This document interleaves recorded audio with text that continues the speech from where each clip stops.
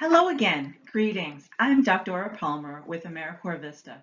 If you're just joining, VISTA stands for Volunteers in Service to America. If you are returning, feel free to skip ahead. For those of you new to the Job and Life Skills Boot Camp program, I am here to present the boot camp that was developed by Ms. Laura Hunsberger, the Executive Director of Cornell University's Cooperative Extension of Allegheny County, and Ms. Krista Humbert, the Coordinator of 4-H Youth Programming, in conjunction with Allegheny County Employment and Training Office. Say that 4 times quickly.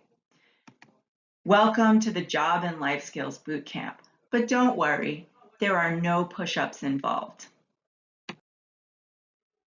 Welcome to the objective section of Lesson C. The objectives of this lesson will be to get students the ability to write an effective resume, write a great cover letter, and use the internet as an effective way to increase chances for getting a good job.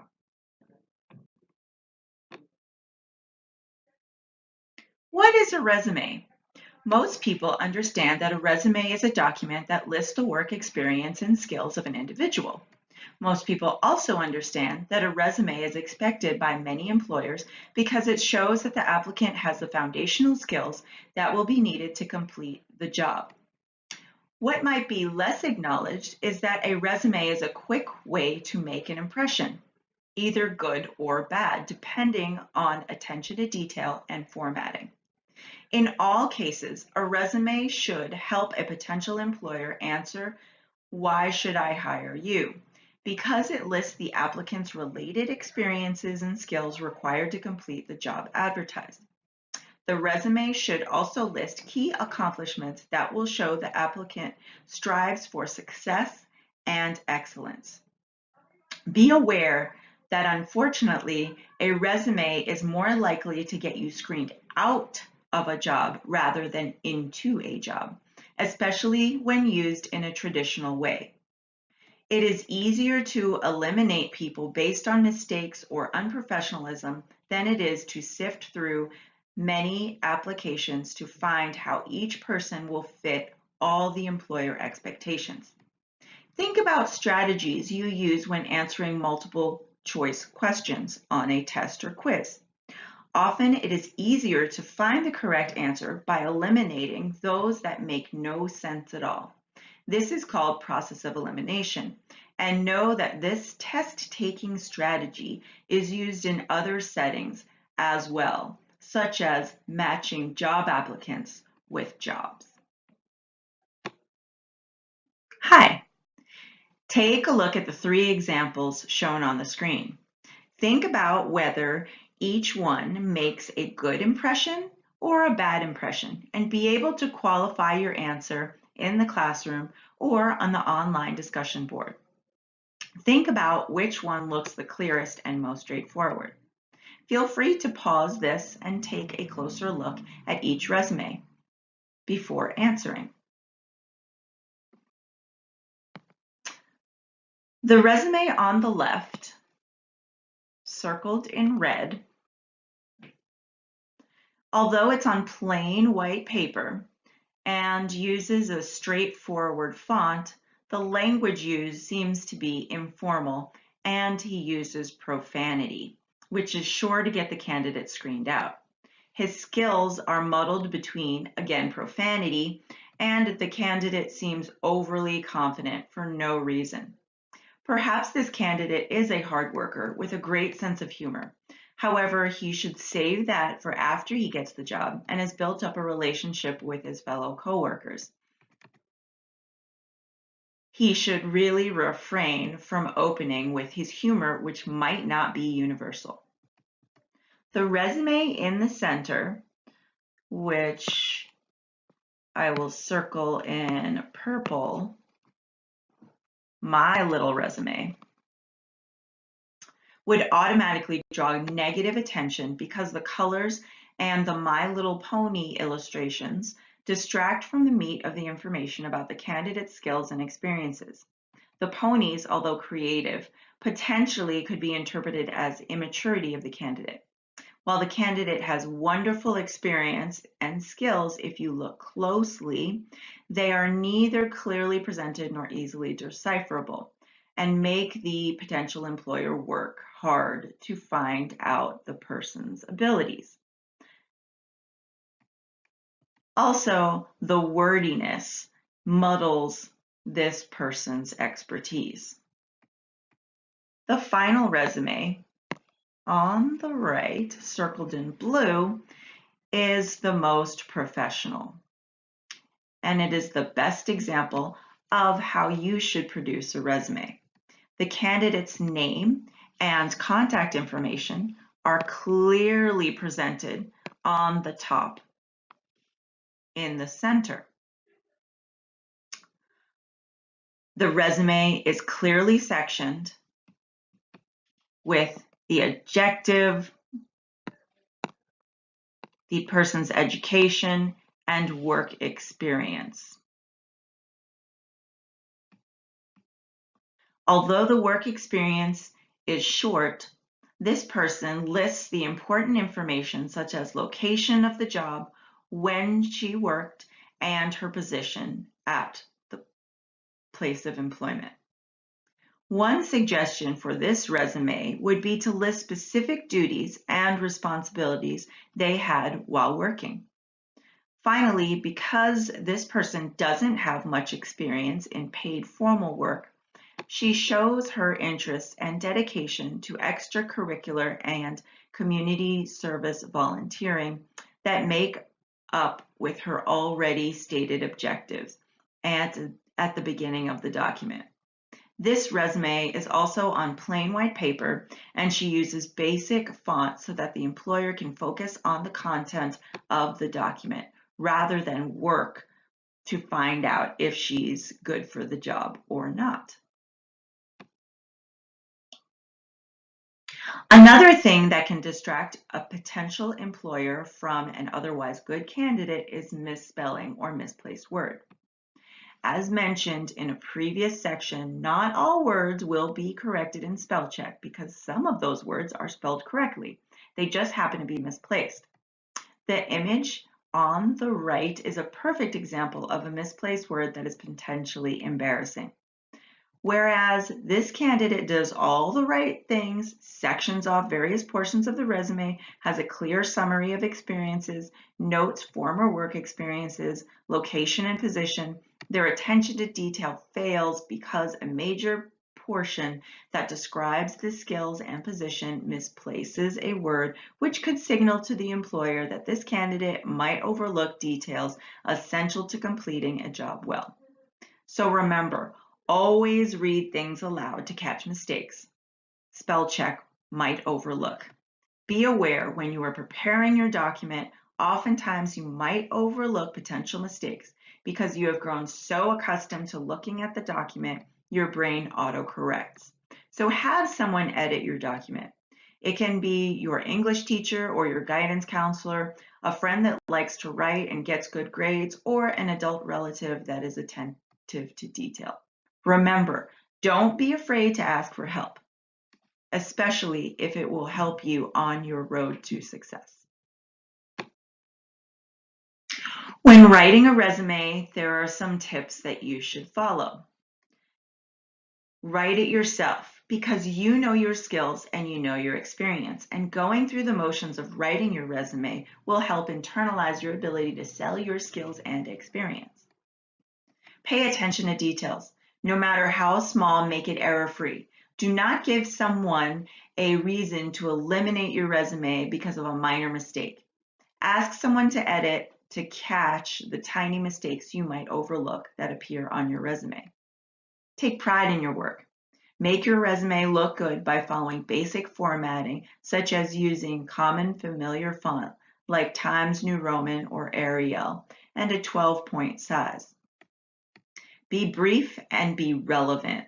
Let your skills and experience show your uniqueness. Do not force a potential employer to do more work than required because they will not, and they will eliminate your resume. Being concise helps to focus attention where it should be, which is what you can bring to the job and why they should hire you. Be honest, because you will be questioned about your skills and/or experiences should you get an interview. Be positive and avoid negative statements, because employers like to have team players that will bring harmony to the environments rather than strife. Use action words and short sentences to highlight what you can bring to the job. Remember, you're trying to make the potential employer's job of looking for a good candidate easier, not harder. Be specific to show your uniqueness. And by all means, edit, edit, edit. I cannot stress this enough to find someone you trust to review your resume. A second pair of eyes is always a good idea. Also, remember, you will need to edit your resume depending on the position you are applying, as well as when your skills and experiences grow. Don't forget, you will most likely switch jobs multiple times, up to 10 in your working life. So don't be afraid to embrace change and edit your documents as you grow.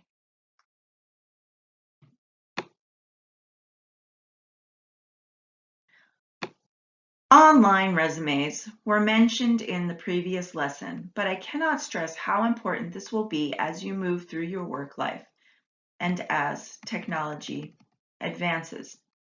Traditional service or industry jobs will become less available, and how you look and apply for jobs will change.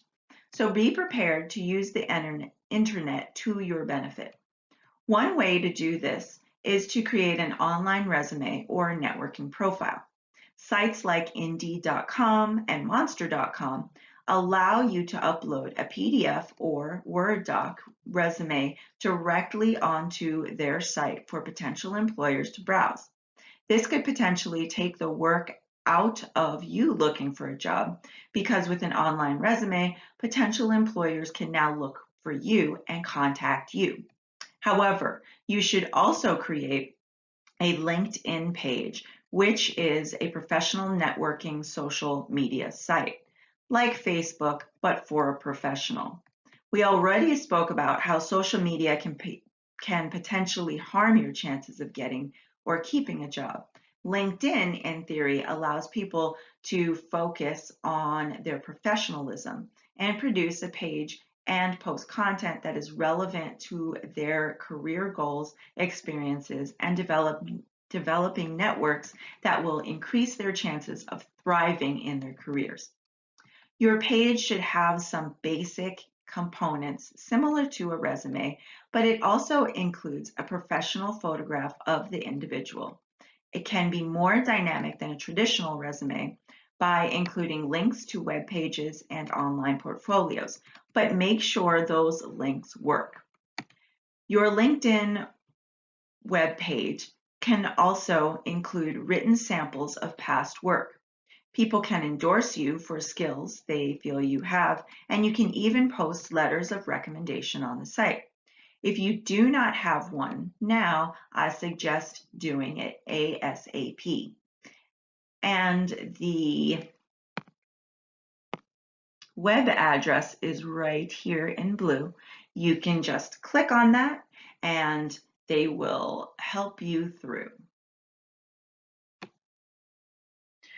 More and more job applications are requiring cover letters of job applicants because it shows a basic set of computer skills and computer literacy.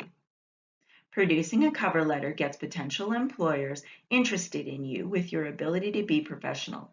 It can draw attention to specific skills and work experiences listed on your resume. Cover letters also show your interest in their company and their customers, because when you write a cover letter, typically you include information that you found out about the business, how the business is run, and where you would fit in the organization. Make sure you do your research about the company so that you know which of your skills you should highlight. Your cover letter should show you are dependable and can follow directions by using correct grammar and spelling, by formatting your document in a simple way, and by making your document clear for an employer to see your worth. Finally, if someone referred you to a job, a cover letter opens a space for you to name drop. Now that we've talked about how to write a cover letter, let's look at some examples. Good cover letters should include your address and current date, as well as your name. Also include the name of the person and the company you are applying. Be sure to use the proper honorific, Mr., Mrs., or Miss.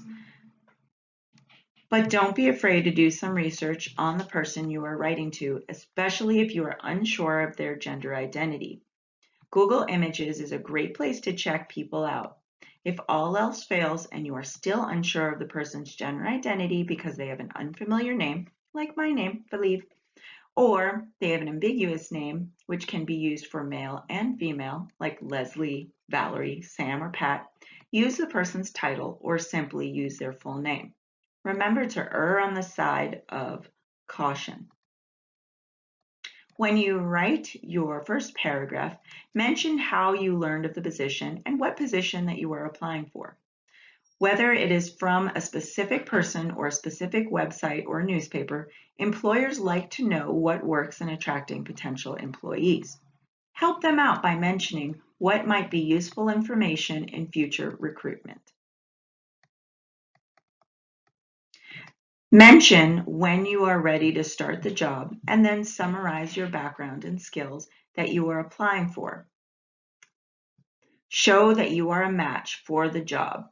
Request an interview. Do not be afraid to say that you are interested in the job and you are looking forward for the potential to work for the company. End your letter with a closing and make sure you include your name typed as well as a signature, either in black or blue ink. Be formal. To conclude, create your own professional documents. This will help you internalize your worth and be good practice for the interview process. 2, get advice from individuals in your network and edit. Read your document aloud to catch simple mistakes. 3, be professional. If there are specific instructions on how to apply, what to include, follow those instructions to the T and avoid any deviation. Deviation can result in you being eliminated. Do your research about the job opening. Google search or ask around to find out what it's like to work for the company. Find out who is in charge and what qualities they look for in a candidate. If you can speak with a past or present employees, they can help describe the work environment and give you tips that may help tailor your behavior during an interview, or in the beginning, tailor your resume and cover letter. Be clear and concise in all your communication. Whether it is an email, telephone, or paper, present your best self. Show your humanity and acknowledge the other person's humanity as well. Allow your personality to shine through. Be authentic, yet stay professional. And by all means, use the internet as a tool rather than a master. You can create a LinkedIn page and or upload your resume onto job hunting sites so that potential employers can contact you. LinkedIn can also help you in your networking. Thank you for listening to this presentation. I hope you enjoyed it and got some helpful tips about how to better your job search.